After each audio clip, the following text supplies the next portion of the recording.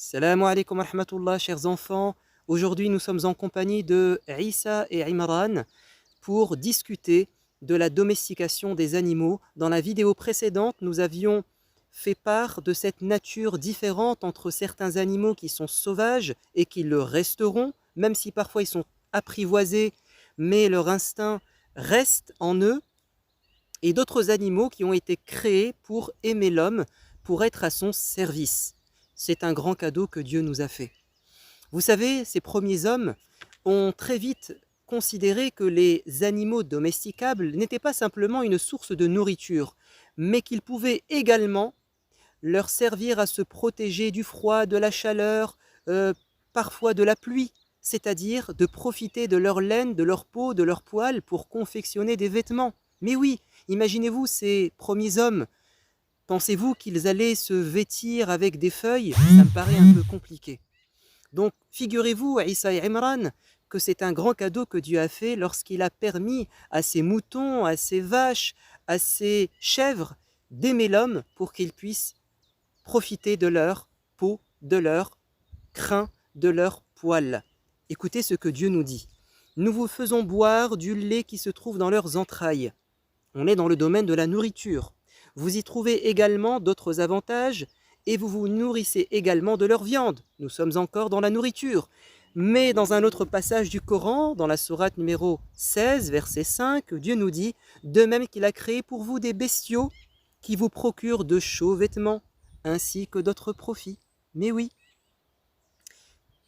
Vous savez, souvent ce que faisaient ces hommes, c'est qu'ils, après avoir abattu la bête, profité de sa viande, ils récupéraient la peau et le cuir, et ils tannaient ce cuir pour en faire des mocassins, c'est-à-dire des chaussures, pour en faire également des tentes, et oui, pour en faire également des ustensiles.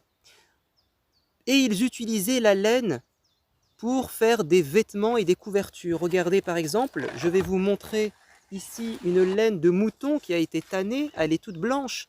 À l'époque, elle pouvait leur servir comme tapis, comme couverture, comme matelas ou comme vêtements.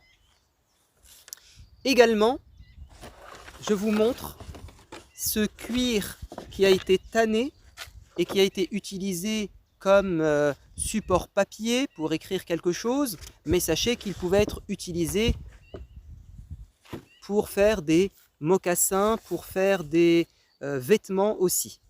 On utilisait également dans ces animaux tout ce qui est solide, à savoir les os. On pouvait en faire des outils, on pouvait en faire des armes, du matériel ou des matériaux de construction. On utilisait également leurs cornes. Vous voyez derrière moi ce bouc, les immenses cornes qu'il a. Qu'est-ce qu'on pouvait faire avec des cornes? Bah écoutez, voilà, j'ai une corne ici. On pouvait la découper, la creuser et peut-être en faire une coupe pour pouvoir boire. Et oui, sachez qu'à l'époque, il fallait se débrouiller avec ce qu'on avait. Alors écoutez bien ce que Dieu nous dit à ce propos dans la sourate 16, verset 80. « Et des peaux de vos bêtes, il vous procure aussi des demeures. Pensez aux huttes, pensez aux tipis, pensez aux chaumières, dont vous appréciez la légèreté lors de vos déplacements et de vos campements. » Je vous avais dit la fois dernière que ces gens étaient nomades au départ. Ils devaient fréquemment durant l'année migrer en même temps que les animaux. Et oui, et donc ils avaient besoin d'avoir des maisons facilement démontables. Et donc le mieux c'était d'avoir une tente. Et une tente elle est recouverte avec de la peau, du cuir d'animaux. Ça s'enroule, c'est léger, on peut le réutiliser plus tard. Et Dieu dit à la fin, de leur laine, de leur crin ou de leur poil, il vous pourvoit d'effets et d'ustensiles d'un usage précaire. Quel cadeau que Dieu nous a fait! On utilisait également la graisse, mais aussi les tendons, alors pour faire des cordes. On utilisait également ces animaux, je vous l'ai dit, comme source de nourriture. Et nous avions dit la fois dernière que quand les gens ont décidé de se sédentariser, c'est-à-dire de s'installer pour une longue période dans un endroit, ils ont développé des troupeaux, du bétail, et ils ont un peu délaissé la chasse qui était une grande un grand coup d'énergie et qui se, à mon avis, soldait souvent par des échecs. Et on devait se déplacer, suivre ces troupeaux de gazelles pour pouvoir chasser. Et donc ça a été un grand cadeau que d'avoir des animaux domestiques. Mais surtout, n'oubliez pas que ces animaux qui étaient imposants, les vaches, les taureaux, les chevaux, ont été utilisés pour le transport. Écoutez ce que Dieu nous dit, ces animaux assurent également le transport de vos fardeaux, c'est-à-dire de ces marchandises ou de ces effets personnels, de ces bagages qui sont lourds, vers des contrées lointaines, car ils se déplaçaient à des distances assez longues que vous ne pourriez atteindre qu'auprès de pénibles efforts. Sans ces animaux, les gens auraient beaucoup souffert. Vraiment, Dieu est bienveillant et compatissant. Et oui, Imran et Issa, voyez comment Dieu a été bon envers l'homme.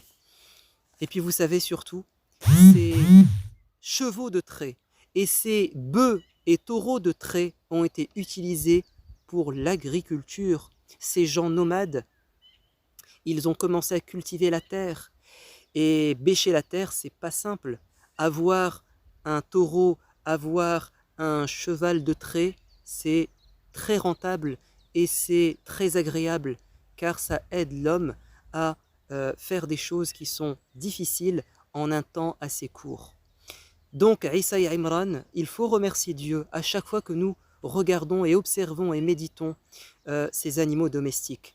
Alors, Imran et Issa, vous avez deux beaux prénoms. Imran, ça renvoie évidemment au père de la grande Marie Maryam, la sainte Maryam, qui aura comme enfant Issa. Et donc, Imran était le grand-père de Issa, et Issa était l'avant-dernier prophète. Il a précédé le prophète Mohammed sallallahu alayhi wa sallam. Donc vous avez deux beaux prénoms qui sont cités dans le Coran. À très bientôt pour terminer ce sujet sur la domestication des animaux. Salam alaikum.